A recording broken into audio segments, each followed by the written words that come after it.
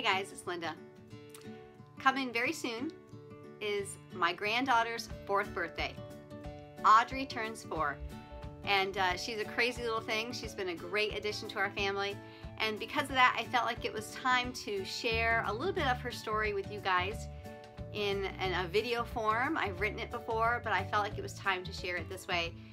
And my hope is that by sharing this story, there's some of you out there who've gone through similar situations can be encouraged by this, and to know that there's a beautiful things that can happen from walking through a difficulty of an unplanned pregnancy. So in 2013, in the fall, right there, October, my second oldest daughter, Sarah, she was a freshman in college. She came barging into my bedroom in the middle of the night. Now, I'd been up all night. I'd been up late that night sewing costumes. That's kind of what I do in October. I'm making Halloween costumes, and this particular year, our family was doing a Halloween 5K, and so I was sewing crazy costumes. I think I went as Link that year. But, so I'd been up late. Chris is traveling, and in walks in the middle of the night, my oldest 2 daughters, Hannah and Sarah. They threw the light on, and I'm like trying to figure out, like, what's going on? Why is the light coming on? And my oldest daughter said, "Mom, Sarah has something to tell you." And you know, my first thought was that she was going to jail. Like, that was my biggest thought, was like, okay, she killed somebody, she's going to jail. That was what I was afraid of. And so she sat down, and it took me about at least 20 minutes before I realized that I wasn't dreaming this, that this was actually really happening, as my daughter sat there and told me that she was pregnant. You know, our family, we have 9 kids, and we've lost 5 babies to miscarriage, which is a whole nother story. And so we are a family who is open to life. We understand the value of human life. We appreciate God's working on that, and we are very pro-life. But in that moment, when my daughter, my teenage daughter, told me that she was pregnant, fear flooded in. I was consumed by fear.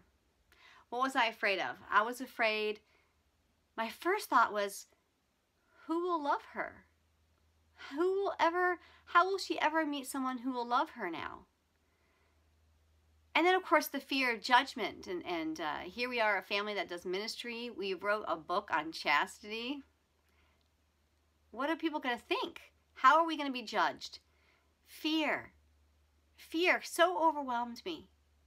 And then my analytical brain had how I deal with fear, how I deal with this kind of uncertainty, is I have to come to a plan. So I sat and I listened to her. She cried, and we shared, and I told her I loved her and that we were going to figure this out. And I said, you know, I think what needs to happen is you're going to have to finish up your semester at school there. And then after the semester's up, you'll come home, you can go to the community college, and you will just figure this out. And, you know, then I called my husband, and I sent the 2 girls to bed, and I called my husband and told him, and you know, and for both of us, this was just not on our to-do list. Our family, we had worked hard at teaching our kids the right thing, teaching them chastity, teaching them about their faith, and we have this big mistake, this big and you know, the thing is with pregnancy, with any kind of unwanted pregnancy, the thing is that she carried the sign of her sin for 9 months. It grew in front of all her friends.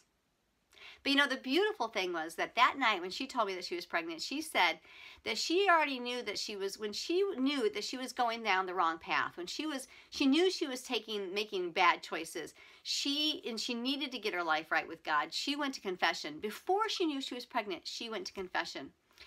And so that my mama's heart felt so happy about that. I realized that what a gift that was, that even though she knew she was making bad choices and she was making these bad choices, at least at that point, no matter what else happens in her life, no matter how difficult it is to figure out her schooling, no matter how difficult it is to figure out all these other scenarios and all of that, at least I felt like her soul was in the right place. Her spirit was fine, that God had her. Everything else didn't matter, that her spirit was good. And that does me proud. So anyway, you know, like I said, for 9 months, she carried the sign of guilt. She had friends who turned their back on her. The shame she felt as she sat in church, as her belly started to grow and people started to talk and whispers, but she carried it with such dignity. Her inner strength grew so much through this, and it was amazing for me to watch the pride that she carried, knowing that because her and God were all good. They were good. She was good with us. We were all good. Everything else didn't matter. Nothing else mattered. Who cares what these teenagers are saying? Who cares what people are whispering behind their back? Because she knew we were all good and she was good with God. Nothing else mattered. And not that it was an easy road for her, and it hasn't been an easy road for her, but you know, I think what I learned, here's a couple take-homes that I learned from this whole experience of trying as a parent to see that your kids do the right things, and then accepting the fact that they make, you know, not the best choices along the way, and having to live with living with the consequences of those choices. You know, that here's what I've learned. First of all, compassion. The compassion I feel for a girl who, what it showed me was that I'm an adult, and I was filled with fear when she told me that news. And so imagine the fear she felt. And then imagine the fear that a girl feels who doesn't have the support of a family, who doesn't have the support of a faith. And so it showed me that how easily fear can manipulate a girl into making some of the worst choices in the world, can lead her to choose abortion. We had a great crisis pregnancy center near us. We went there and they empowered us and encouraged us and supported us and really supported Sarah and gave her things that she needed. I mean, they were amazing, amazing. I walked out of that first time, the humility I felt walking into that crisis pregnancy center, because there were people working there who knew us. They lived on our street. They went to our churches. And to walk in there and they saw us and they knew right there, we were there because we were in crisis. We were there because we were needing a pregnancy test. We needed to have this confirmed. All they did was they looked at us and just loved us. They took Sarah upstairs to do the test. Another woman looked at me and she just said to me, here's what she said to me. I'm sitting there and she goes, you know, Linda, it could be worse. You know, and I said, I know it could be worse, because that very day there was another family, local family, burying their daughter who had been killed in a car accident. So it could be worse. And that's my other take home I realized, that, you know, that ultimately we want our kids to walk with God. Ultimately, we want to have them in heaven. And, you know, but just like us, they have junk in their lives. They make bad choices. Sin muddies up their life. And all we can hope, the best that we can hope for our kids as they enter into adulthood, is that they find Jesus and they find forgiveness and they find a way to clear up the muddiness. Through forgiveness, through confession, through the sacraments, we want them to be able to at least clear up that muddiness the best that they can through the grace of God. And that really, what this pregnancy was for Sarah was not a punishment. Pregnancy is not a punishment. The pregnancy was a grace. You know, that Sarah's choices were bad.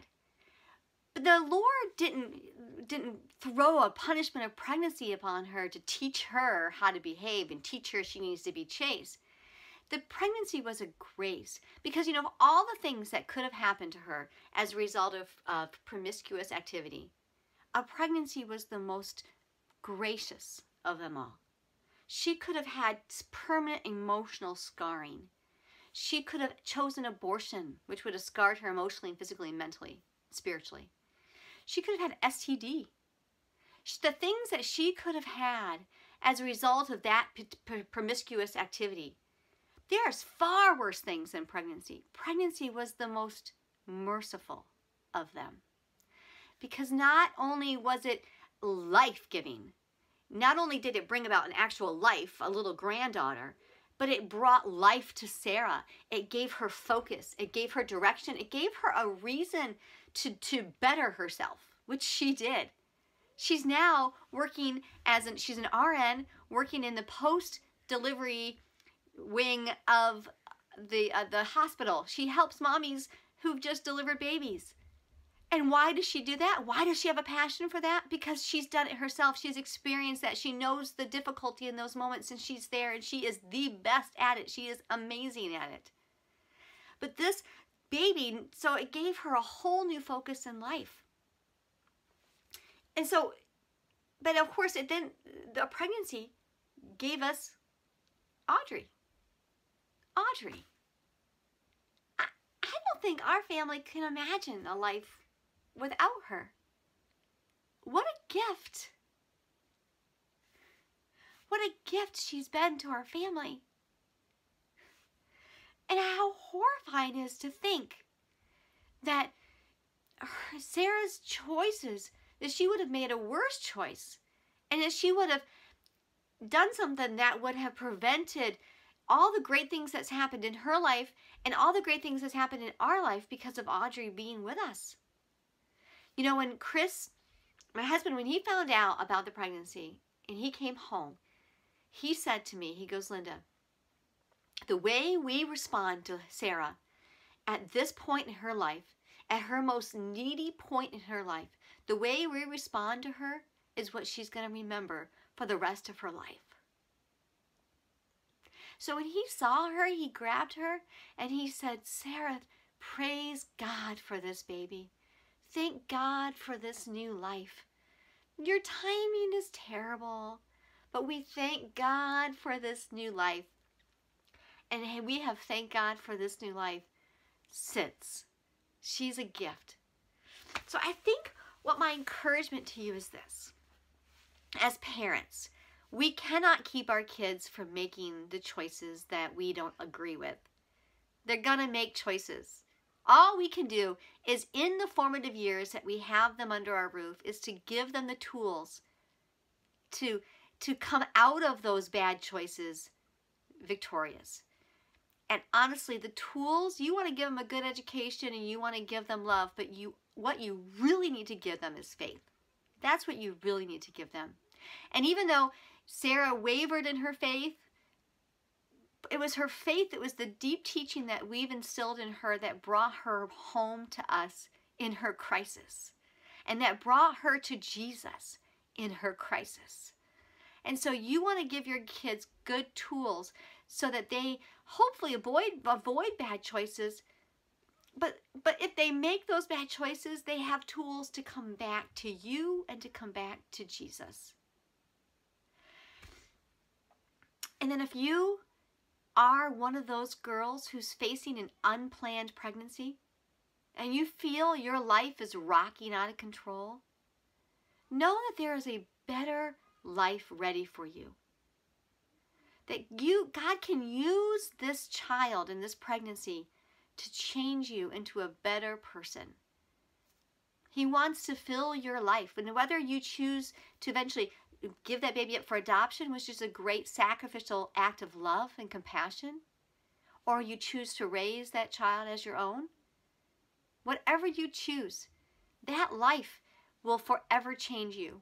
Sarah said that she knew when she walked into that bathroom, and then to do that pregnancy test in her dorm, and when she walked back out of that bathroom, she knew the moment she walked out of that bathroom and saw that positive pregnancy test, she knew she was forever changed. No matter what choice that she made at that point, whether she chose abortion, whether she chose adoption, whether she chose to keep the baby, she knew at that very moment her life was changed. She was no longer the person she walked into that bathroom being. The knowledge of being a mother changed her. And thank God it's changed her tremendously. She's an awesome mom. She's an awesome nurse. She's an awesome daughter. She's growing in her faith. She desires to give Audrey the best life possible. She desires to instill in her the faith that we instilled into Sarah. So in the end, that's my message. Audrey is a gift to our family. It's not easy. Sarah's road is not easy. She's been gifted and blessed by having a family that can help in her and support her. And there are many of you out there who've gone through these crises or who are going through these difficulties and don't have the support of a family. But her walk is still difficult. Single parenting, even with the support of a family, is hard. The loneliness, the struggle. But you know what? God has great things for her. He will continue to bless her. He will continue to bless Audrey, and He will continue to bless our family through them. So there you have it. That's our story of our little Audrey, who is turning 4 in a couple days. If there's anything we can do to help you in your situation, please let us know. You can email me directly, linda@catholicfam.org, catholicfam.org. I'd be happy to help you, happy to share what I know. And God bless.